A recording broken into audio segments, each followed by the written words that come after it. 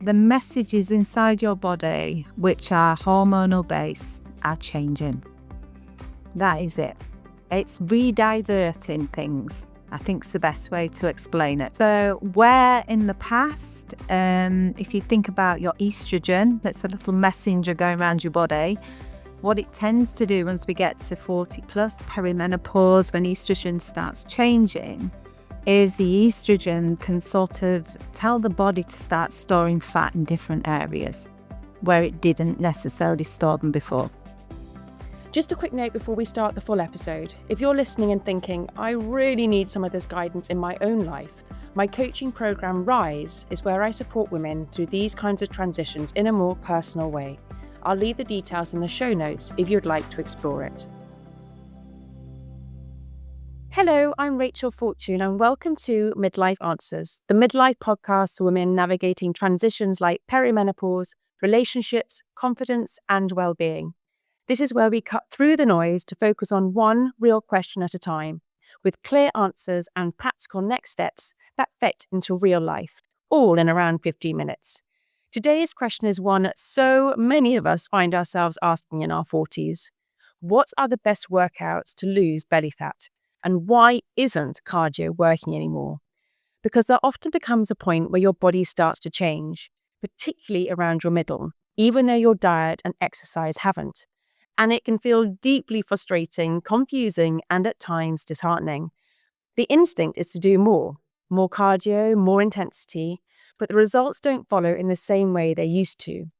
So today I'm joined by Sue, a personal trainer, to help us understand what's actually going on and why this shift is far more about physiology than willpower. We'll talk about why belly fat appears more easily in midlife, whether some of the workouts you're relying on could actually be working against you, and what really makes a difference when it comes to changing body composition after 40. And importantly, how to approach exercise in a way that supports your body, building strength, improving energy, and moving away from that cycle of doing more and getting less. Sue, it is so lovely to have you here on Midlife Answers. Now, this topic is a popular one. I imagine that so many of us can relate to this. Can we jump straight in and ask, why does belly fat appear in midlife even when diet and exercise haven't changed? Because the messages inside your body, which are hormonal based, are changing. That is it. It's rediverting things. I think it's the best way to explain it. So what are those messages that our body is now sending? So where in the past, if you think about your estrogen, that's a little messenger going around your body, what it tends to do once we get to 40 plus, perimenopause, when estrogen starts changing, is the estrogen can sort of tell the body to start storing fat in different areas where it didn't necessarily store them before. And is that to protect us? Why are we storing it in different areas? It's just down to biology, basically. It's not just estrogen. There's lots of other hormones that are doing it as well. But you tend to find where a woman before might have carried her weight on her hips and her thighs can all of a sudden start storing it around their tummy. We tend to store it also not just on our tummy, but on the area around our backs, and also this area here, which is for the triceps. Yeah. So it's those three areas really that we start storing the body fat instead. And is it actually fat we're talking about, Sue? Or is it having just talked about hormones, is it more hormones to do with, stress or lack of sleep or inflammation and bloating? Or is it actually fat as we know it? Well, if you think about it, as a body, we're made up of loads of cells, and every cell has an element of body fat in it. So it's not that we're necessarily gaining more cells in our body, but the amount of fat in each cells could probably be increasing in certain areas. It's difficult to sort of explain, but that could very much be what could be going on a lot of the time. Okay. And I know we can certainly feel a lot heavier. I've definitely done social posts where I've just felt heavy. You just feel like you said, across the tops of the arms, and you feel straighter in the waist, especially if you're used to having more of a defined waist. It's that shift, isn't it? And it's not necessarily something that people notice straight away. It's something that you feel internally first. And undoubtedly that has an impact on how you present yourself outwardly as well. So knowing this, let's talk about how we can do exercise to really help us work against belly fat. What Yeah. exercises do you recommend that we should be doing at this stage of our lives? Okay. Well, total body. So I have been asked so many times by clients that have come in the gym and they've said, how do I get rid of my belly?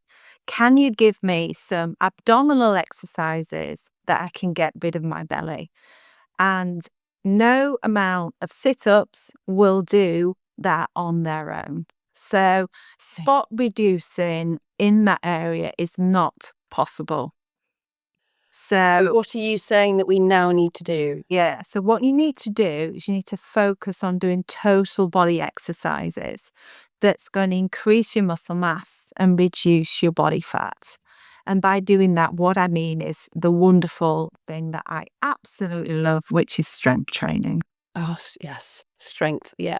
Okay. Can we talk a bit more about that then? So you're saying we should be doing full body strength training that will Yeah, help us when it comes to losing our midlife body fat. that's right. Yeah. So what it can do is reduces your body fat, which in turn increases your metabolic rate.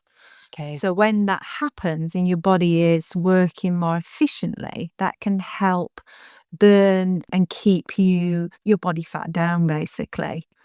It can definitely help that. I think what you just said, Sue, is so enlightening. In fact, that if people want to get rid of their belly fat, they automatically, like we all do, like you say, turn to abdominal exercises, crunches, sit-ups, whatever it might be. And that is amazing to think, actually, we focus at looking at the whole body. That will impact all areas Yeah. and not just create if people are worried about bulk or if they think they're not being effective with their workout, it will still have an impact. Yeah, definitely. I mean, burning body fat, I mean, a really good way of doing that is doing loads of work with your legs because your legs are really large muscle groups. So if you focus on doing more leg work and more compound moves with this strength training, which is where you're using all of your body, that can really help and be far more effective than doing any amount of sit-ups. I'm not saying don't do the sit-ups. They're really important too, because obviously when you feel leaner, it's nice to see that leanness there as well. So that's really important to do too. But you've got to not turn your back on the total body strength training. Yeah. Definitely. Open up your focus area with that. Yeah. So strength, and we've talked about it in previous conversations that we've had about, lifting weights. And I think it was in the episode we did with exercise in perimenopause, which I really advise everyone to go and have a listen to when it comes to what weights you should be lifting and the repetitions we should be doing. So I don't want you to repeat yourself now, but I really recommend people go and listen to that episode. Yeah, For definitely. the purpose of this conversation, Sue, and belly fat loss, what exercises can actually work against that then? You talked about how good strengthening. I used to love cardio, for example. I used to love getting my heart rate up. Not so much now, but people, if they do enjoy that running, what do you recommend? Other things that you recommend against opposed to what we should be doing? Okay, so I think there's nothing wrong with cardio. Absolutely not. And at the end of the day, we've got to look after our hearts as well. So our cardiovascular fitness is equally as important. So I think, that's really important to do. I think it's about just understanding how your body is feeling. So it's not just about the exercise, but it can be also about the whole roundedness of your wellness. So, for example, insulin is one of our major hormones when it comes to dealing with fat storage. So nutrition and strength training are really important. So as well as doing the cardiovascular, maybe doing the yoga to calm down your cortisol, or your Pilates if you find that quite therapeutic. It's really important to think about everything that's going to help calm down your hormones and make sure that you're not in a highly stressed sort of state all the time. I was going to say exactly that, because cortisol can work against body fat loss. Is that right? If you are stressed, your body's almost goes into fight-flight mode, and it's not going to help you shift that weight if that's what you're looking to do. It does. I mean, there's a lot of talk about this on the internet, and I do sometimes think that the world's gone a bit mad about saying that cortisol is a bad thing. It isn't. Cortisol is a good thing. It is a natural response that our body has to produce cortisol, which is, like you say, our fight and flight hormone. But where it can become problematic is when you're in chronic elevated stress. So hopefully, that's not the majority of the people that be listening to this podcast. So a little bit of cortisol is not a bad thing. HIIT training it's okay. You know, I choose not to do it because I don't like jumping around anymore. But HIIT training is not a bad thing to be doing as a steady state cardio. You know, a lot of my clients get huge emotional balance from going for a run on the weekend and putting their earphones in and getting outside. And if that relaxes them and makes them feel better, then that, as well as adding in some strength training and getting the right nutrition, can potentially reduce the belly fat. Yeah. And I think it's also really important to say, Sue, that this is to do with our biology, and it's not about self-shaming or restricting ourselves. It's understanding what's going on and how our body will respond to different triggers.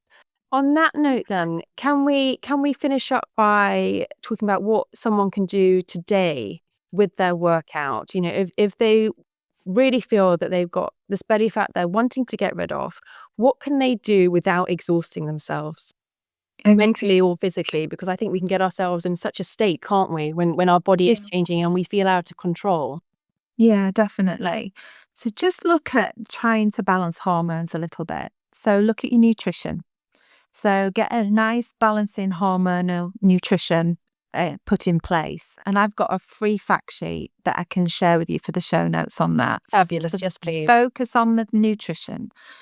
Get some total strength training in. Bring in some compound lifts and Google that, or, you know, I can put some information for your show notes. Get some total body lifts going. And just try and balance the stress a little bit as well. They say that abs aren't made in the gym, they're made in the kitchen. How many times have I heard that mentioned? And there is an element of that. Yeah. But for women, it's not about calorie restriction. It's about nutrition and eating for health and balancing hormones. And I think if you do that with some strength training and some other exercise that you enjoy, then you can't go far wrong. Absolutely not. You're so compassionate in your advice, Sue. Thank you so much, because I imagine so many women out there are punishing themselves, and it's not necessary, and it's just having that really gentle, quiet word with yourself and knowing that there is something you can do about it, but it's just about being compassionate. So thank you so much for sharing what you shared today. And yes, please, to all the information you said you can share. And I will put your details in the show notes as well, because I'm sure many people want to get in touch with you going forward. There's a real shift that happens in midlife where what used to feel straightforward, annoyingly, suddenly isn't. And I think what this conversation does so well is take some of that frustration and put it into context. Because if you've been doing more, trying harder, and still not seeing the results you expect, it makes sense that you'd question yourself. But actually, as Sue has explained, this is about your body changing how it responds, not you getting it wrong. And that feels like quite an important line to draw, because it isn't about pushing harder. It's about understanding what works now and working with your body, not against it. If this episode has resonated, there are plenty more conversations here on Midlife Answers. each one built around a real question with practical, grounded answers you can actually use. Next time, we're moving into something slightly different but just as important. We're talking about cognition in midlife and how changes in focus, memory, and mental clarity can show up in ways many of us don't expect. I love hearing from you, so if you've got a midlife question you'd love us to cover in a future bite-sized episode, send it to me on Instagram at Midlife Answers or through the link in the show notes. And if you know someone who's been feeling stuck in that cycle of doing more and getting less, do please share this episode with them. It might just help shift their perspective a little. Midlife can feel confusing at times and even a little isolating, but you don't have to figure it out on your own. This space is here for you. Thank you so much for listening.